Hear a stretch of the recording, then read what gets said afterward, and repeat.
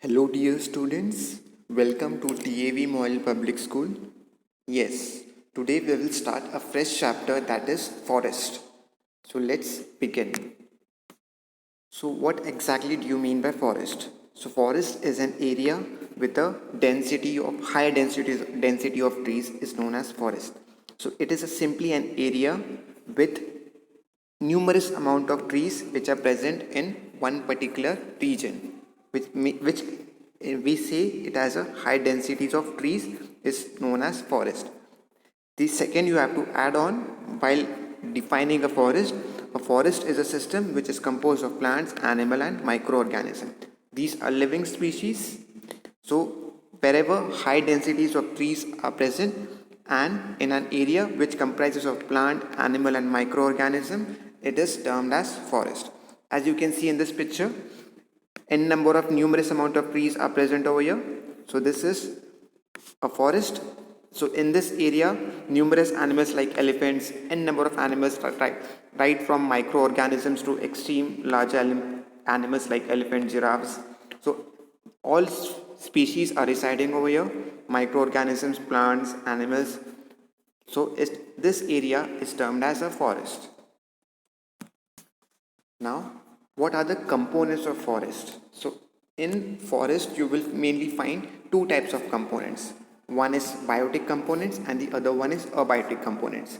So biotic components are the living parts that includes trees, shrubs, vines, grasses, plants, mosses, algae, fungi, insects, mammal, birds, reptiles, amphibians and n number of microorganisms. So these are biotic components of forest.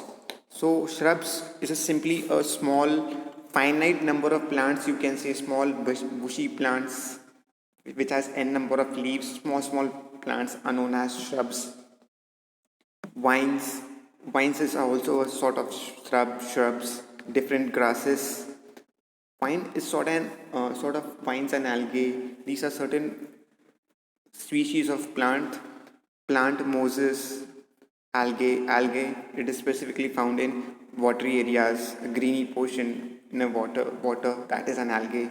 Fungi, insects, mammals are nothing but a milk producing animals. Different birds, reptiles are again that breathe air. Examples are lizard. These are certain reptiles. Amphibians mainly need water or a moist condition to survive. Animals, examples are frogs and n number of microorganisms. So these are biotic components of forest. Whereas abiotic components of forest are non-living component like soil, water, minerals. These are abiotic components. So in forest, you will mainly find two types of component: living component and non-living component. Non-living components are soil, water, minerals, etc.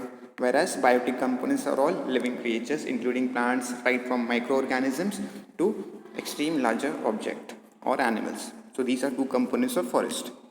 Now, what exactly life in a forest deals about? So life in a forest goes in a food chain. So here every organisms or every species are dependent upon other organisms. So a food chain describes the feeding relationship of different organisms in a linear fashion. So linear fashion means one are dependent upon other. As you can see in this picture, a producer is there, maize, a producer. So this maize are being eaten by the primary consumer, that is grasshopper. This grasshopper is being eaten by this lizard. This lizard are being eaten by snakes, and the snake and the chain continues. So as you might have noticed that in this food chain all are dependent upon each other, since if one of the species is not present, the other existence will be in danger. So all are dependent on each other, rather all are dependent on each other. If this producers is not there, then there's no possibility that snake will also exist, since no chain. Now, autotrophs are those living creatures which prepare food by photosynthesis. As you can see, plants prepare food for photosynthesis, so they are autotrophs. Heterotrophs depend upon plants for food. Heterotrophs eat plants and all in order for the survival, so they are known as heterotrophs. Examples, as you can see, this locust is an example of heterotrophs which eats this plant. Hence, this locust is an example of heterotrophs. Saprophytes plants are the organisms or the species which are found in dead and decaying organic matter. So saprophytes are mainly found, for an instant, on dead and decaying organisms, whereas heterotrophs eat other plants and animals and process goes on. So heterotrophs are those organisms which eats other plants and even other animals are known as heterotrophs. As you can see, this snake is an example of heterotrophs. Saprophytes that always are found under dead and decaying organic matters. Heterotrophs depend upon autotrophs for their survival. So as you know, all these animals are dependent upon each other. So this is nothing but a food chain. Autotrophs are the organisms which prepare food with the help of photosynthesis. Heterotrophs eat autotrophs, whereas saprophytes feed heterotrophs, and the process goes on. Now, food web. A food web shows multiple food chain, multiple relationship, and a connection. As you can see, as you can see in this picture, different species are present. All species are directly or indirectly eating each other. So this is nothing but a food chain. A food web, as you know, shows multiple food chain, multiple relationship, and a connection. Multiple connections are there. As you can see, this is a berry. This berry are being eaten by this greenify, even by butterfly, and even by grasshoppers. So these berries are eaten by three different animals, three different creatures. Whereas these three different creatures are even eaten by ladybird. This is a ladybird, and this butterfly is being eaten by frog, and even this grasshopper eat this planetarian plant. As you can see, all are dependent upon each other. This planetarian plant are also been eaten by rabbit, mouse, and this mouse are eaten by fox, buzzard. This titmouse are been eaten by fox, snake, buzzard. As you can see, you might be knowing that, you might be wondering that all these living creatures are being dependent on each other for their survival. So this is nothing but a food web. There is a more complicated but a most realistic way of showing feeding relationship, as most organisms consume more than one species and are consumed by more than one species. So one species can eat n number of species simultaneously.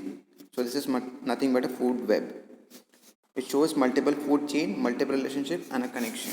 Multiple relationship, multiple connection for their survival is nothing but a food web. Now some different terminology like layer of forest. Layers of forest, the first layer, that is forest floor layer. As you can see, this is a forest floor layer. This is a floor portion. This floor layer comprises of bark, stems, small branches, and different small tiny leaves. This is a floor layer. Simply you can remember that it is a floor layer. Forest floor layer is the first layer. It comprises of vegetative parts such as leaves, branches, beaks, stems, branches, bark, stems, existing in various stages decomposition above the soil surface. Above the soil surface, these components will be residing. So this is nothing but the first floor layer. The second layer, that is understory layer. The understory layers are those layers is the underlying layer of vegetation in a forest of wooded area, especially the trees, the shrubs growing between forest canopy and the forest floor. So all those creatures, all the you can say object, or rather all the creatures which are in between The canopy layer and the floor layer comes under understory layer. What is canopy layer? The canopy layer means a layer. You will come to know in the next layer. This is the third layer.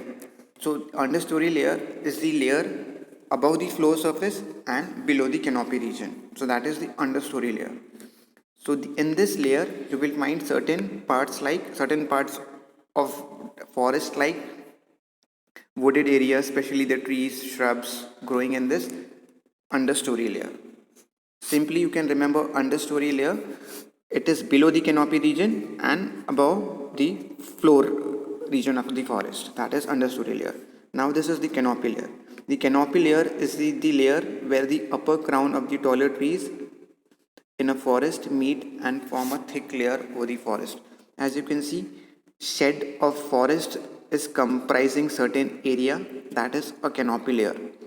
The canopy layer is the upper crown. As you can see, this is the crown portion.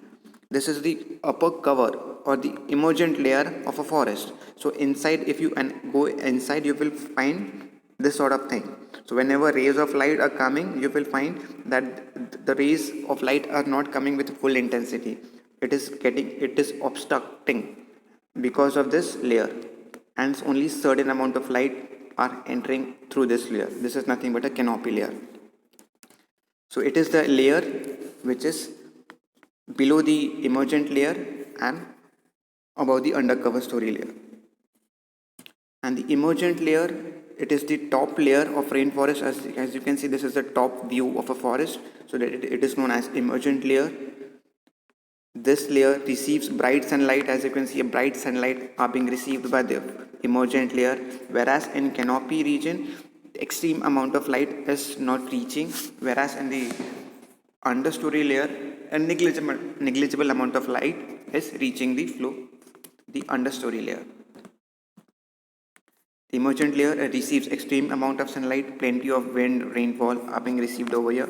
The tallest trees rise above other plants to a height of 70 meter, that is 230 feet. Animals like monkeys are agile with good sense of balance. Monkeys reside in this emergent layer since they have a good agile of balance, since they have an adaptation of living in the branches of trees. So basically monkeys reside in this emergent layer. So these are the certain layers. Again, the first one is the forest floor layer. The forest floor layer comprises of small parts like bark, stem, leaves, certain small organisms which are in this floor position of a forest is known as forest layer. The understory layer is the portion above the forest and below the canopy region. Wooded areas are found in this understory layer. Canopy area is the region below the emergent layer and above the ground surface, that is canopy, and emergent layer is the top view of the forest, this is the emergent layer where extreme amount of sunlight, wind are being received. I hope you have understood this concept. Thank you and have a nice day.